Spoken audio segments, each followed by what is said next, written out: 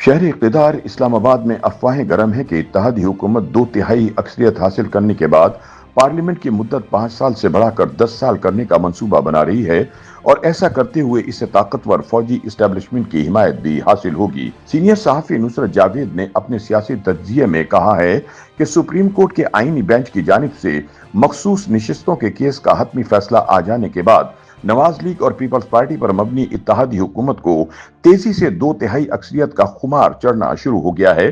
وہ کہتے ہیں کہ سامان 100 برس کا پل کی خبر نہیں والا مصرع بنجاروں اور فقیروں سے منسوب تصور ہوتا ہے۔ پاکستان کی سیاسی تاریخ کا غور سے مطالعہ کریں تو اس مصرعے کا اطلاق پاکستان میں ہر نوعیت کے حکومتی بندوبست پر ہوا ہے۔ ایسا بندوبست ہمیشہ 10 سالہ بنیادوں کے لیے کرنے کا پلان بنایا جاتا ہے۔ سابق وزیر اعظم عمران خان کے دور حکومت میں بھی 10 سال تک ملک پر حکمرانی کے خواب دیکھے جاتے تھے۔ اب ایک مرتبہ پھر تاریخ خود کو دوہرا رہی ہے۔ نصرت جاوید کہتے ہیں کہ 1958 میں general Ayub Khan martial law لگا کر ملک پر قابض ہوئے تو موصوف نے پاکستان کو سنوارنے کے لیے اسے صدارتی نظام کا تحفہ دیا۔ انہوں نے یونین کونسلوں پر مشتمل بلدیاتی نظام بنایا۔ اس کے بعد انہوں نے کئی قداور سیاستدانوں کو 7 سال کے لیے قوانین کے تحت سیاست میں حصہ لینے کے لیے نااہل قرار دے دیا۔ راوی ان کے لیے چین ہی چین لکھا کرتا تھا۔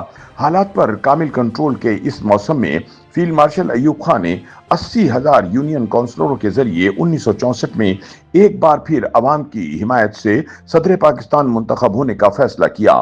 ان کی راہ روکنے کے لیے تمام سیاستدان متحد ہو کر قائد اعظم کی ہمشیرہ محترمہ فاطمہ جناح کی قیام گاہ کے باہر بھکاریوں کی طرح جمع ہو گئے۔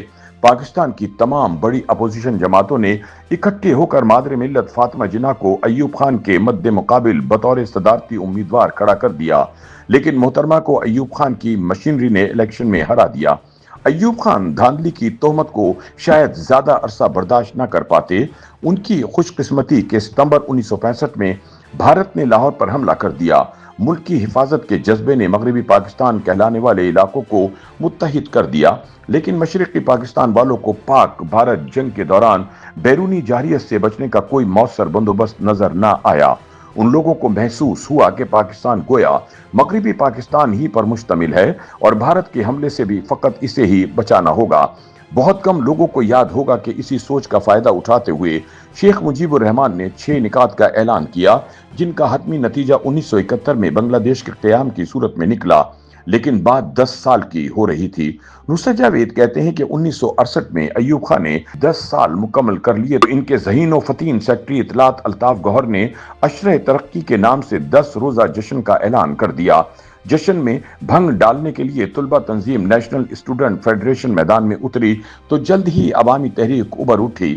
اس کے نتیجے میں ایوب خان استعفیٰ دینے پر مجبور ہو گیا، لیکن اس کی جگہ ایک اور فوجی آمر آغا جنرل محمد یحییٰ خان نے لے لی۔ ایوب خان کے زوال کا جائزہ لیتے ہوئے اس حقیقت کو ذہن میں رکھنا ہوگا کہ پاکستان کے عوام نہایت سنجیدگی سے یہ سوچتے تھے کہ پاکستان نے 1965 کی جنگ کے دوران بھارت کو ذلت آمیز شکست سے دوچار کیا تھا، لیکن ایوب خان نے تاشقند مذاکرات کے دوران جیتی ہوئی جنگ مذاکرات کی میز پر ہار دی۔ اس تصور کو انہی کے لگائے وزیر خارجہ ذوالفقار علی بھٹو نے فروغ دیا، جو بعد ازاں نئے پاکستان کے وزیر اعظم بنے۔ نصرت جاوید کہتے ہیں کہ 1977 کے الیکشن ہوئے تو قومی اسمبلی میں بھٹو کو 2/3 اکثریت تو مل گئی، لیکن دھاندلی کا الزام لگنے کے بعد ایک عوامی تحریک کا آغاز ہو گیا۔ اس تحریک کا نام جنرل ضیاء کے مارشل لا کی صورت میں نکلا، جو سیاستدانوں کی محتاجی کے بغیر 11 سال تک تمام تر اختیارات کے ساتھ برسر اقتدار رہا۔ اس دوران ذوالفقار علی بھٹو کو پھانسی بھی دے دی گئی، جسے بعد میں جوڈیشل مرڈر قرار دے دیا گیا۔ جنرل ضیاء سے پاکستانی قوم کی جان بالآخر اللہ تعالیٰ نے چھڑوائی جب وہ اگست 1988 میں ایک حادثے میں جہنم رسید ہوئے۔ نصرت جاوید کہتے ہیں کہ سپریم کورٹ سے قومی اور صوبائی اسمبلیوں میں مخصوص نشستوں کا حتمی فیصلہ آ جانے کے بعد ایک بار پھر 2/3 اکثریت کی باتیں ہو رہی ہیں۔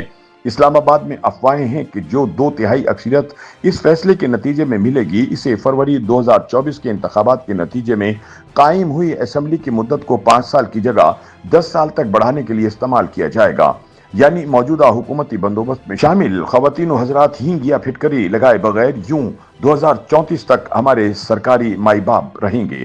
नुसरत जावेद कहते हैं कि गैब का इल्म तो सिर्फ अल्लाह ताला को है, लेकिन मौजूदा 2/3 अक्सरियत का ख्याल मेरे वसवसों से भरे दिल को 1977 वाली 2/3 अक्सरियत और 1996 वाले हैवी मैंडेट की याद दिला रहा है, जिसकी बदौलत बड़े मियाँ साहब शरई निज़ाम के निफाज से हमारे अमीरुल मोमिनीन बनना चाह रहे थे, लेकिन 12 अक्टूबर 1999 को वो इक़्तिदार से महरूम होकर अटक किले की जेल में पहुंच गए। ऐसे में मौजूदा हुक्मरानों के लिए मुफ्त मशवरा यही है कि वो 2/3 अक्सरियत के खुमार से परहेजी करें तो बेहतर है। YouTube पर गूगली न्यूज देखने के लिए youtube.com की सर्च बार में गूगली न्यूज टीवी टाइप करें। गूगली न्यूज के पेज पर सुर्ख रंग के सब्सक्रिप्शन वाले बटन पर क्लिक करना ना भूलिए। YouTube पेज पर अपलोड होने वाली वीडियोस से बाखबर रहने के लिए बेल आइकन पर क्लिक कीजिए। आपको हर नई वीडियो के बारे में नोटिफिकेशन मौसूल हो जाएगा।